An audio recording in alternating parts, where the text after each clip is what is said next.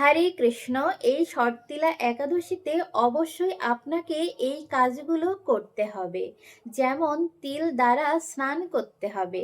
আপনি যখন স্নান করবেন সেই জলে কিছু তিল মিশিয়ে তারপর স্নান করতে হবে।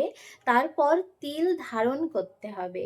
যেমন আপনি আপনার আঁচলে অল্প পরিমাণ তিল বেঁধে রাখতে পারেন, কি কানের পাশে রেখে দিতে পারেন, কি চুলের ভিতরে একটা তিল রেখে দিতে পারেন। এভাবে তিল ধারণ করতে হবে এবং তিল দ্বারা তর্পণ করতে হবে এবং তিল ভোজন করতে হবে। অন্য কোনো একাদশীতে কিন্তু তিল কখনোই গ্রহণ করা যায় না, কিন্তু এই শর্তিলা একাদশীতে কিছু তিল ভোজনের কথা বলা হয়েছে এবং তিল দান করতে হবে।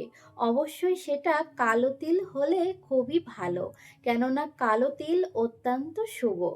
আপনারা সকলেই এই শর্তিলা একাদশীতে এই বিধিগুলো অবশ্যই করবেন। হরে কৃষ্ণ।